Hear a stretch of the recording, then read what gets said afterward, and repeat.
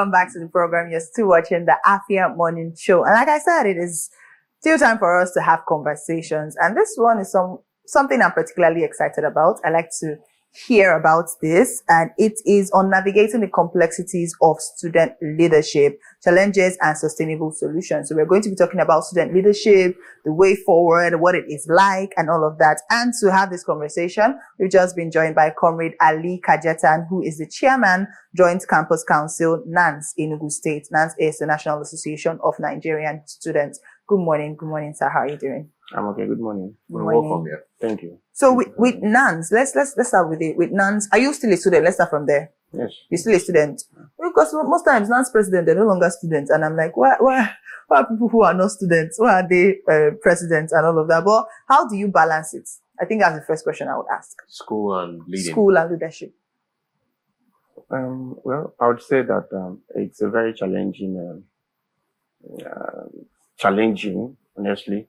But then it boils down to being disciplined, knowing when to do, what to do, and when to do things. Yet knowing time to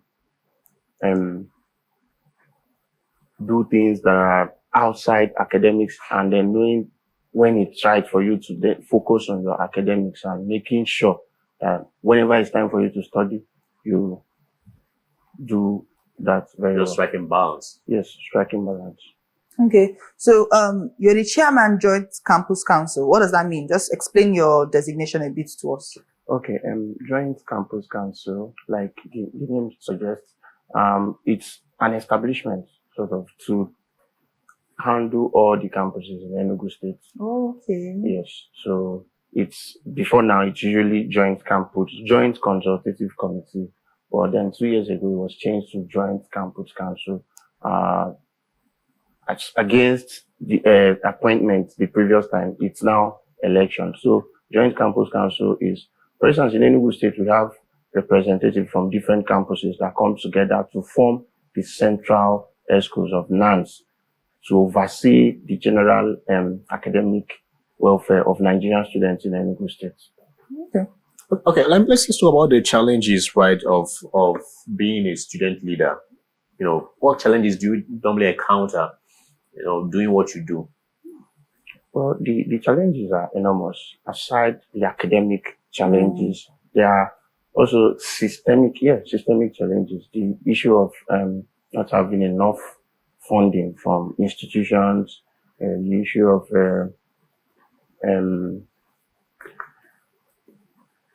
the challenges are just enormous. But then the major challenges we have in NANS is the fact that NANS is not funded, for instance, and then also the fact that the campuses are far situated all over Enugu State, across all senatorial zones. For instance, you expect that the NANS JCC will have to shuttle and cover Federal College of Education, Ehamufu, which is in Isuzo. We also have to cover Federal Cooperative College, Ojiriva. I think we have two schools in Ojiriva, and then Iwolo. So the schools are scattered all over Enugu State. So it's a very big challenge. But then institutions, right? As I know, you can't actually function without being bankrolled, without being, having those monies readily available to, run up any assignments or whatnot. So how do you guys manage to source for funds and, doing what you do? Well, yeah, like you rightly said, institutions, especially NANS, for instance, who is concerned with leadership of Nigerian students, we can't function effectively without being funded. And it's a challenge, but then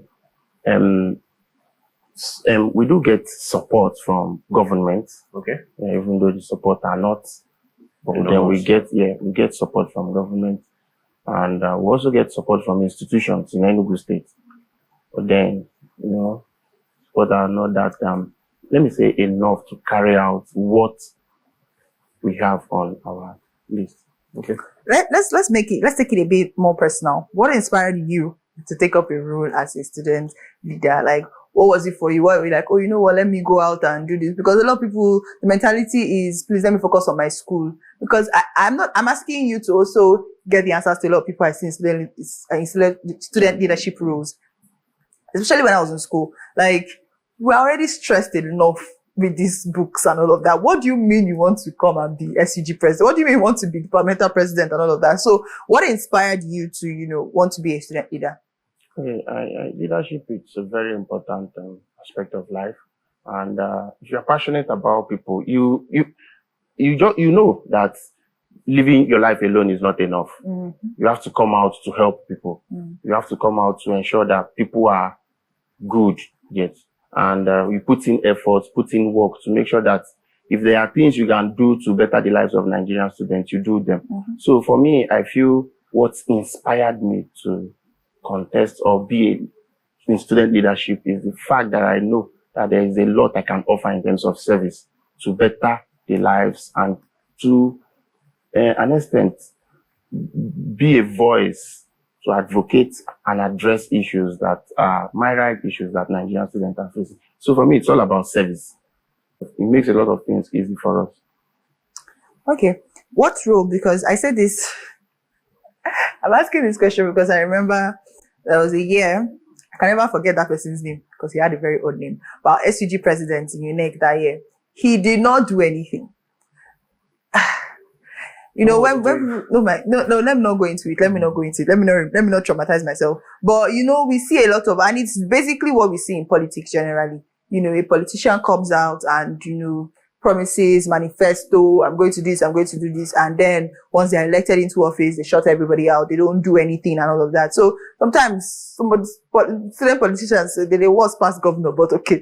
So how do students, how can they keep their leaders accountable? How can they keep their leaders accountable? And how can student leaders just ensure that they give the people that voted them in? Because now it's no longer by appointment, it's by election. So how can they give the people that voted them in, make sure that they deliver what they promise? And how can students also keep their leaders accountable? Okay. You're trying to mention something. I think for me, I see things from my personal perspective. Yeah. And like I said, it is all about service for me. And then if you are elected to serve, it's something that you need to do with all honesty. You need to be honest, you need to be truthful wherever you do. And coming into office, one thing that we've done to ensure that we'll carry Nigerian students along, because it is only when they are carried along that they will even know what is happening and then demand for accountability. One thing that we've done is to set up a robust engagement, stakeholders engagement in all institutions where all the student leaders, both SUG, faculty, departmental levels are integrated into our NANS caucus generally. So by doing this, we time to time update them on what we are doing. We give them progress, challenges, and all that. So if, for instance, we have a program we are doing, we inform our students what we are doing, and then they ask questions. If things are not going well, they ask questions. Sometimes you get very, very constructive suggestions from our students. And I feel that is something like that is very great. So we try as much as possible to make the leadership available, to just take back leadership to the campuses, to the students themselves. And I believe that it is only when you give them a voice, it is only when you give them that chance to come close and see what is happening, and then they will begin to ask relevant questions.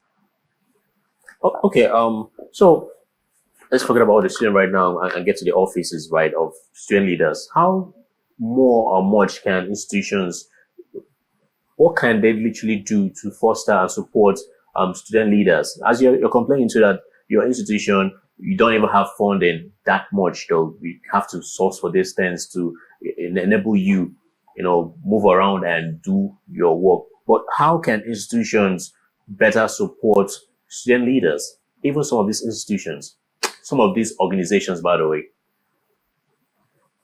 How they can better support student leaders? Well, I think it's very clear. I think it's very simple.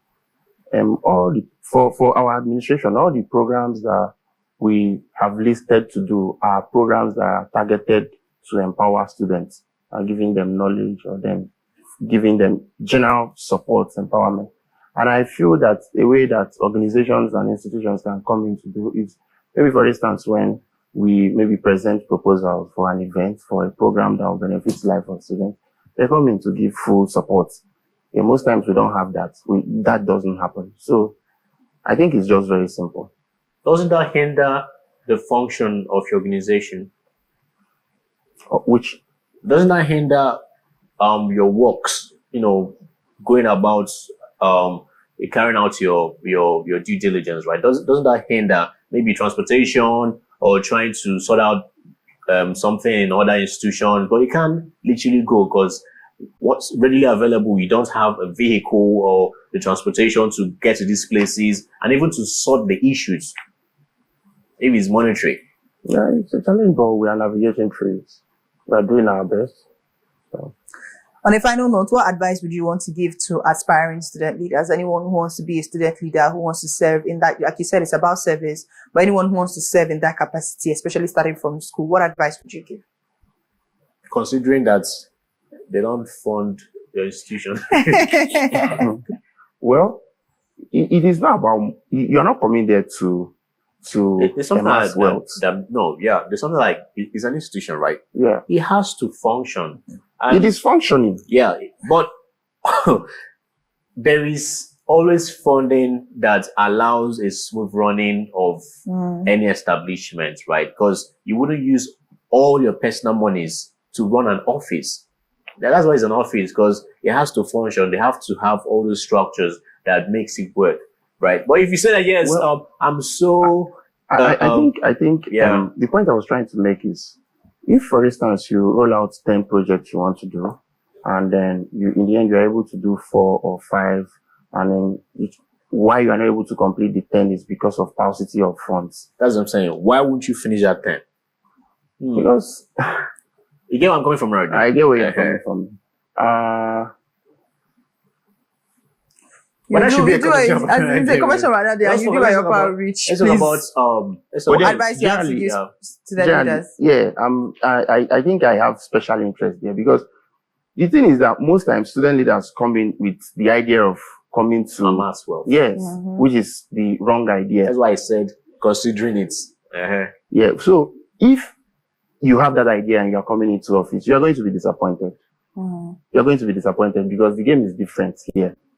It's not like maybe in SCG where you have a budget, you have everything. The game is different. The game is, what can you be able, how can you struggle to be able to convince or draw institutions to key into your ideas, to support students generally. So if you don't have that passion, if you don't have that drive, you don't have that energy, it's going to be, in fact, I would say that you most likely end up not achieving anything. So my advice to aspiring leaders is to think of leadership generally as service. You are going to be giving out, especially in NANS. You are going to be giving out. But then it's also an opportunity for you to build yourself. It is a self-development process for you. While you are doing all these things, you are acquiring, for me, very essential problem-solving skills. When you leave office, you know that rarely when you be confronted with a problem and you not have solution for those problems. So it's that for me. Well, that's for him. Service, most importantly. Don't just go and think that, I have to, as I see the people at the top, how they amass wealth. So I have to, venture into these leadership roles just to do what they do. It doesn't really, fall out that way. Yeah. Thank you very, very, very much for joining us this morning. Of course, this is Comrade Ali Cajetan, Chairman, Joint Campus Council, NANS Enugu State. We had a conversation on navigating the complexities of student leadership, challenges, and sustainable solutions. Thank you very much, of course, to you, our viewers, for watching the Afia Morning Show this morning. Do well to follow us on all our social media platforms at Afia TV Official. My name is Favor Obinyaluba. And I remain OG Machuku. Have a splendid day. Bye for now. Thank you.